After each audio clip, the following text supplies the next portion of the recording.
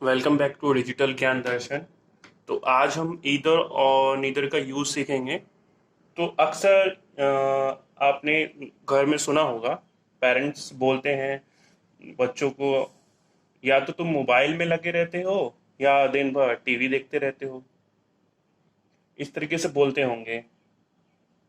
या तो आप मान लीजिए कि आप ऑफिस से आ रहे हो या स्कूल से आ रहे हैं और आपका नोटबुक कहीं गिर गया या कोई फ्रेंड लेकर चला गया, तो आप बोल सकते हो कि या तो मेरा नोटबुक मेरी फ्रेंड लेके चली गई है या कहीं रास्ते में गिर गया है। और एग्जाम्पल समझते हैं। फॉर एग्जाम्पल आप किसी से मिलने जाते हो और वो नहीं आती हैं, तो आप बोल सकते हो या तो वो नहीं मिलना चाहती हैं या तो वो अपने काम में बिजी थी। इस तरीके से हम इधर और नीदर का हम यूज करते हैं। तो चलिए हम देखते हैं कि इसे इंग्लिश में कैसे हम यूज करेंगे। तो चलिए वीडियो स्टार्ट करते हैं।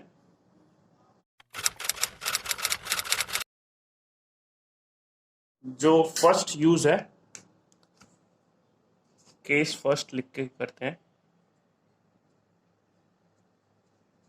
केस फर्स्ट, ठीक है। पहले केस में क्या करना है हमें, पहले हम यूज देखते हैं इधर का।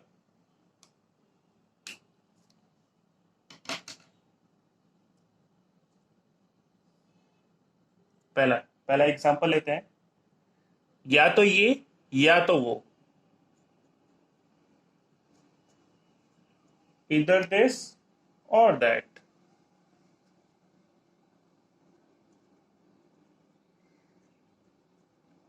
और दैट, ठीक है। तो ये पहला एग्जांपल हो गया है।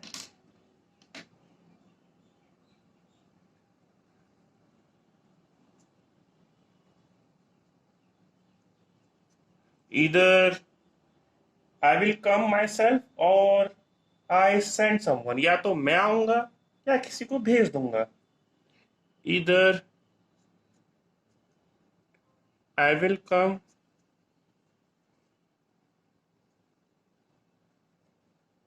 माई सेल्फ और I will send someone. Send someone.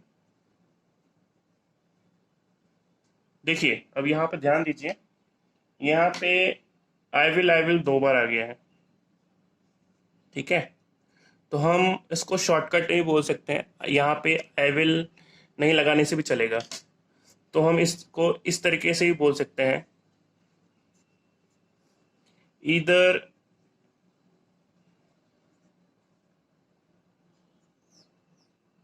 I will come my self और सेंड समवन। इसको आप इस तरीके से ही बोल सकते हैं, ठीक है। और एग्जांपल लेते हैं। या तो उसने मेरे को देखा नहीं या तो वो उसने मेरे को इग्नोर किया। इधर शी डिडंट सी मी और इग्नोर्ड मी।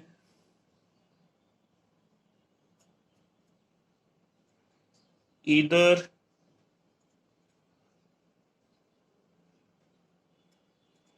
इधर शी डिडंट सी मी और इग्नोर मी। इग्नोर्ड मी।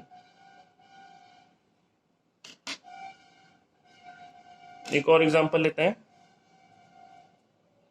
या तो तुम किराया दे दो या घर खाली कर दो, ऐसे आपने सुना होगा। इधर यू पे रेंट और वेकेट द हाउस।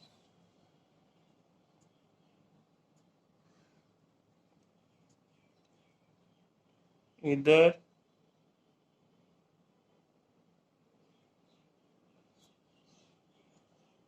पे रेंट या किराया दे दो या घर खाली कर दो या वैकेट।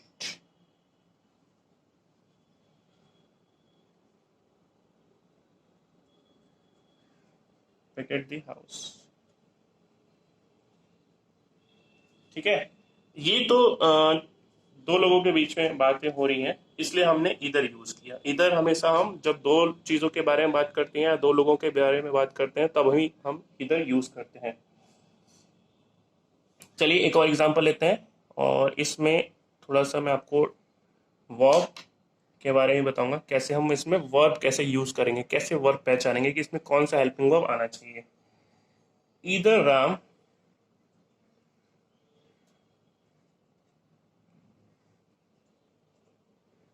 इधर राम और Pankaj is in that room. या तो राम या तो पंकज उस रूम में है। तो देखिए यहाँ पे हेल्पिंग वर्ब कैसे लगेगा। ठीक है, तो अगर कंफ्यूजन होता है तो देखिए आर के बाद जो भी नाउन आएगा उसके हिसाब से ये हेल्पिंग वर्ब डिपेंड रहता है। ठीक है, यहाँ पे पंकज नाउन है, सिंगुलर है, सिंगल आदमी है, तो इसलिए हमने यहाँ पे इज लगाया। चलिए एक और एग्जांपल ले लेते हैं इसी से रिलेटेड।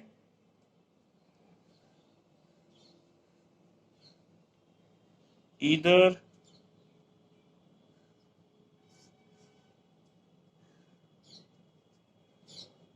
श्याम और you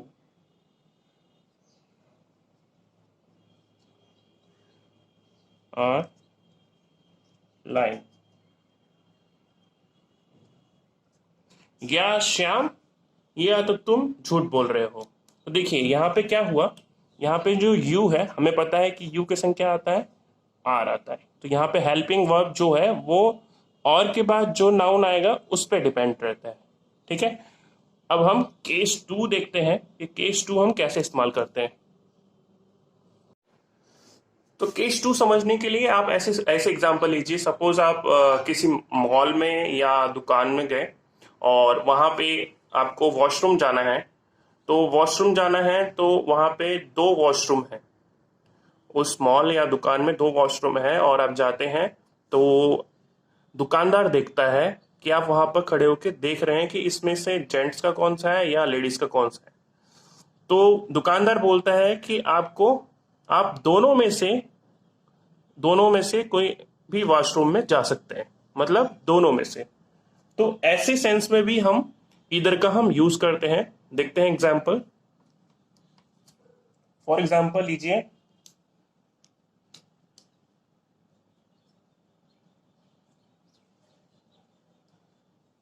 case 2।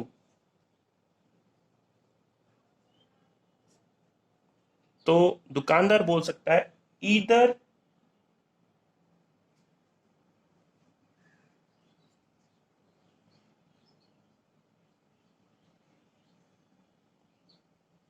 you can use either washroom।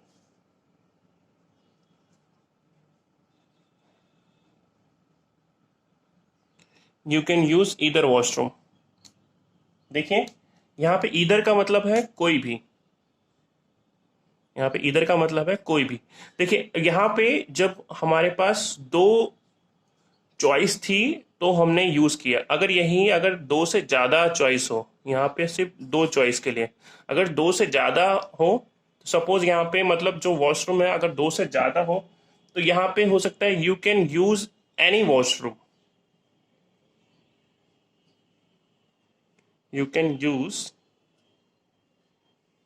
Any washroom. ठीक है, इसमें रहेगा एनी वॉशरूम। तो देखिए यहाँ पे दो से ज्यादा उसके पास चॉइस थी इसलिए हमने एनी यूज किया। जब दो से ज्यादा हो, दो से ज्यादा केस हो, तब हम एनी का यूज करते हैं। चलिए एक और एग्जांपल लेते हैं इधर का। सपोज आप किसी वॉच के दुकान पे गए, घड़ी की दुकान पे गए, और वहां पे आपके पास बहुत सारी घड़ियां हैं। तो आप उसमें से चॉइस करने के लिए बोलते हैं। तो आप बोल सकते हैं you can choose any watch और अगर दो में से अगर चॉइस करना हो तो आप बोल सकते हैं you can choose either watch. तो चलिए देखते हैं। यहां पे आप बोल सकते हो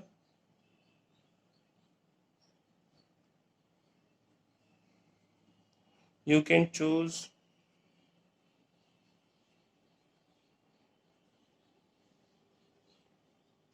ईदर वॉच।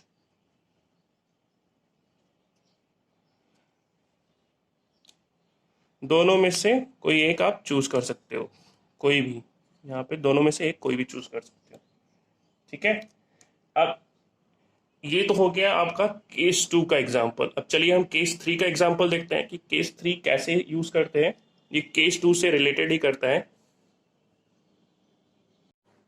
देखिए केस थर्ड में क्या है कि हमने ऊपर ऊपर सेकंड केस में हमने देखा था कि हम उसमें बोल सकते हैं कि मतलब आपके पास दो डेज के चॉइस है कि आपको सैटरडे हॉलीडे लेना है या संडे हॉलीडे लेना है। मान लीजिए आप ऑफिस में काम करते हैं और आपको हॉलीडे लेना है, तो या तो आप संडे को हॉलीडे ले लीजिए या सैटरडे को हॉलीडे ले लीजिए। तो आप बोल सकते हैं either day is good for me, मतलब दोनों दिनों में से कोई भी एक दिन अच्छा रहेगा या जिसमें मैं हॉलीडे ले सकती हूँ। तो यहाँ पे मैंने बोला कोई भी एक दिन सही होगा। पर इसको हम एक तरीके से और बोल सकते हैं इन दोनों दिनों में से कोई भी एक दिन सही होगा। बोलने का तरीका अलग है पर मीनिंग सेम है। तो मैंने पहले में बोला कोई भी एक दिन सही है, तो either day is good for me. ठीक है। मैंने बोला either day is good for me. कोई भी एक दिन सही हुए या कोई एक दिन अच्छा है मेरे को हॉलीडे लेने के लिए। पर मैं इसमें से बोल सकता हूँ इन इन दोनों दिनों में से कोई भी एक दिन सही होगा। तो यहां पे हम इस सेंटेंस को कैसे बोलेंगे? Either of either of the day either of the days is good for me. तो देखिए पहले वाले में कोई भी दिन अच्छा है मेरे लिए, और इसमें से इन दोनों में से कोई भी दिन अच्छा है। तो यहाँ पे जो ईदर ऑफ के बाद जो नाउन आएगा वो आएगा आपका प्लूरल में। क्यों प्लूरल में क्यों आएगा? मैंने बोला दोनों दिनों में से, दोनों दिनों में से, इसलिए हमने प्लूरल लगाया। पर यहाँ पे हेल्पिंग वर्ब जो है वो सिंगुलर आएगा। क्यों? क्योंकि मैंने बोला कोई एक, दोनों दिनों में से कोई एक दिन अच्छा है। ठीक है। तो चलिए अब केस 4 देखते हैं। देखिए केस 4 में क्या होता है कि ऐसे बोलते हैं कि मुझे भूख लगी है। ठीक है। तो आपका फ्रेंड भी बोलता है कि मुझे भी भूख लगी है। मतलब इंग्लिश में बोला कि आई एम हंग्री, मुझे भूख लगी है। और आपका फ्रेंड भी बोलता है आई एम ऑल्सो हंग्री। ठीक है। तो ये एक बोलने का तरीका होता है। तो इसमें भी अगर हम बोलना चाहें ईदर फॉर्म में तो हम बोल सकते हैं। पर देखिए इसमें यहाँ पे एक एग्जांपल लेते हैं हम, फिर समझते हैं। देखिए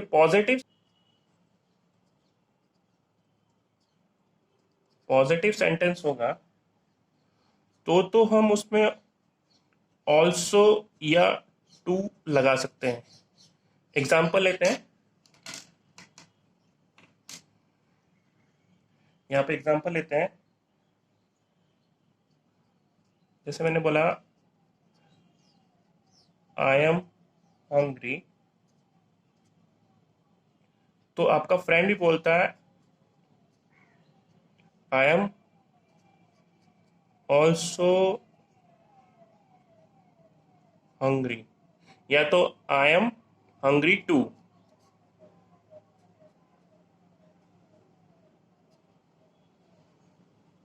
हंग्री टू, ऐसे भी बोल सकते हैं।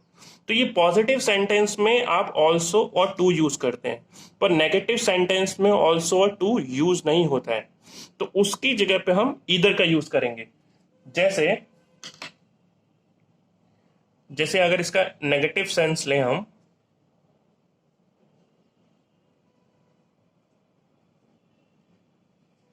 तो नेगेटिव सेंस में क्या होता है, जैसे हम मैंने बोला कि यहां पे मैं बोल दूं कि मुझे भूख नहीं लगी है, आई एम नॉट हंग्री। तो यहां जो आपका फ्रेंड है वो ये नहीं बोलेगा कि I am also not hungry. ये स्टेटमेंट ग्रामेटिकली गलत है। ये ग्रामेटिकली गलत है कि हम ऑल्सो और टू नेगेटिव सेंस में नहीं यूज करते हैं, नहीं यूज करते हैं। इसकी जगह पे मैं यूज कर सकता हूं आई एम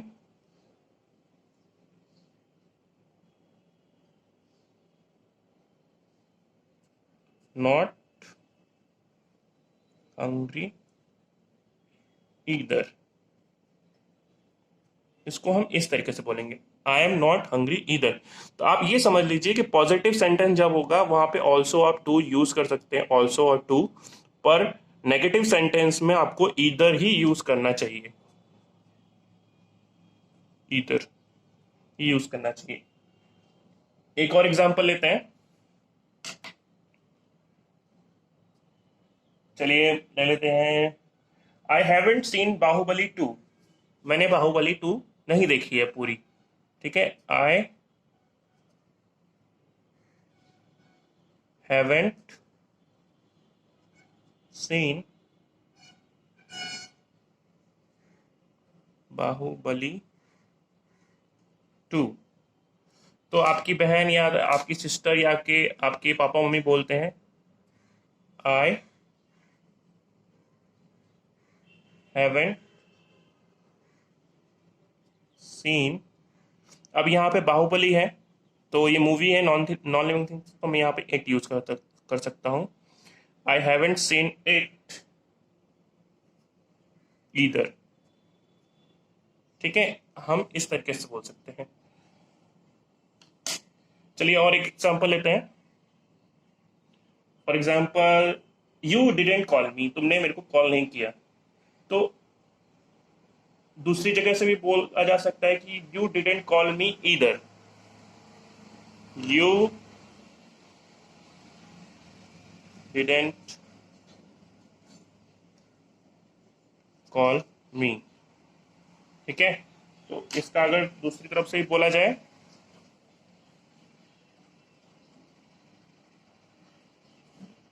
यू डिडेंट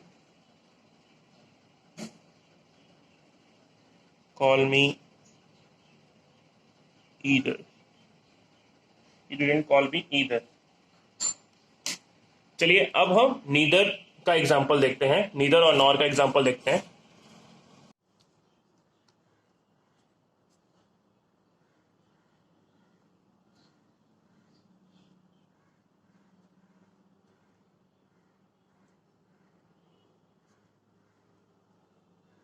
देखिए ये बना कैसे है, यहाँ पे जो ईदर था तो उसके बाद हमने, उससे पहले हमने एन लगा दिया, और यहाँ पे और से पहले एन लगा दिया। ये दोनों का मतलब नहीं, ना तो ये ना तो वो। एग्जाम्पल लेते हैं, neither this not that, neither this not that. ना तो मैं गाना गा सकता हूं ना मैं डांस कर सकता हूं, neither I can sing not dance,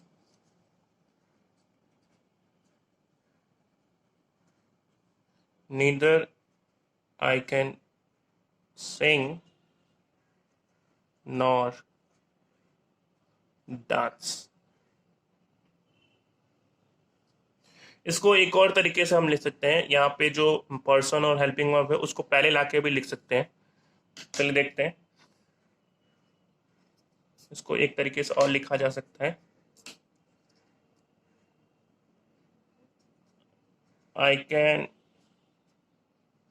neither सिंग और डांस।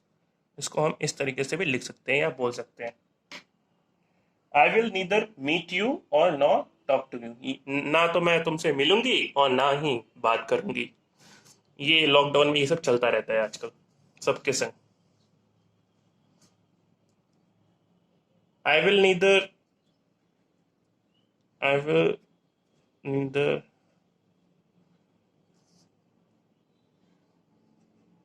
Meet you. ना मैं तुमसे मिलूंगी नॉर टॉक टू यू।